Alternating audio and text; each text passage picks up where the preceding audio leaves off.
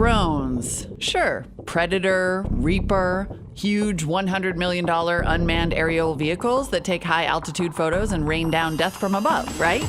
Well, yes, but that is not the end of the drone story. A new wave of smaller, low-cost, and hopefully civilian-friendly drones could soon be flying in the skies above. At 3D Robotics in Berkeley, California, former Wired editor-in-chief Chris Anderson is flying high with this new trend. So cameras are everywhere. They're in your pockets, they're on our street corners, except for the sky. Why aren't cameras in the sky? Because it's too expensive, too dangerous. Drones are an opportunity to take sensors, which is what cameras are, and put them in a place where they have a new perspective on our world.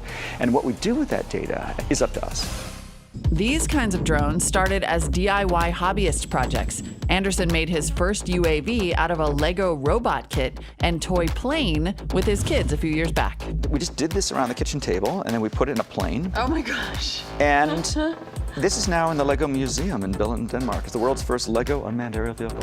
Today, Anderson's startup designs open-source drones for use in all sorts of fields, like real estate, search and rescue, aerial photography, and even literally in the fields with agriculture.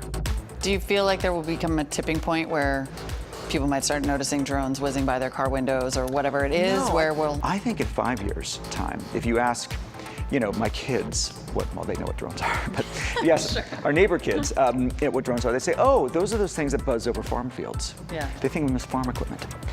Because when you think about it, the place where we don't have a problem with drones is away from people. I confess to feeling a little bit terrified with the drones whizzing overhead, but I have complete faith in my pilots. And this one looks like it's quadcopter. Yep. This one right here is a quadcopter, meaning it has 4 rotors. Okay. So right now, that closer quadcopter is flying itself. It's in a mode called loiter. It's about, I'd say, 20 feet, 30 feet off the ground. Right. Just kind of hovering there. It's compensating for the wind. And so what's in there? Like there's inside a gyroscope, there's a motor, like... Yeah, there's the 3DR autopilot, the RG pilot is inside there, and that has an IMU, so that includes a gyroscope, accelerometer, magnetometer, GPS, so all of those things. 3D Robotics sells complete UAVs that range from $500 to $700, plus individual components and a standalone autopilot module that runs about $200. The goal is to simplify and also crowdsource autonomous flying robots, and then see what happens. You've got this touchscreen interface, and it's really high level in the sense that if you want to plan a mission, you click here, point, you get all these waypoints. I'm going to change this waypoint to a land waypoint, and then we could, if we wanted to now, just click go, and that plane would go fly over the hill, would do that loop, and would come back and would just land at our feet.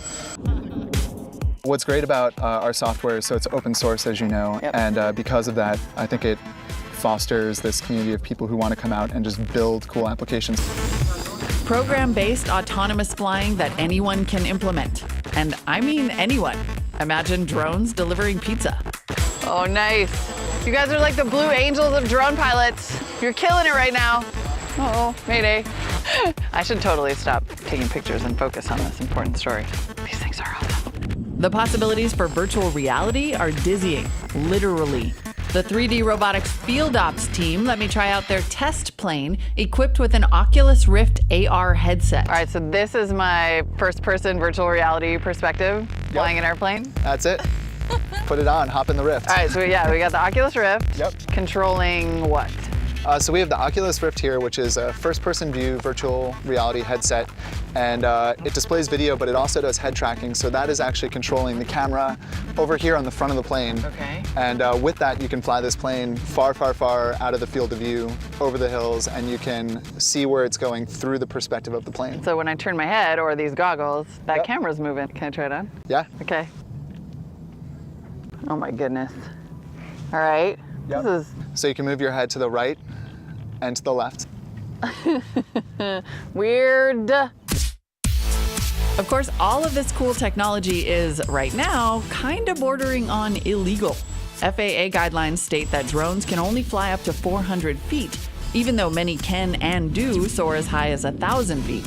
Add to that the privacy implications and concerns over domestic surveillance, and you have a few red flags.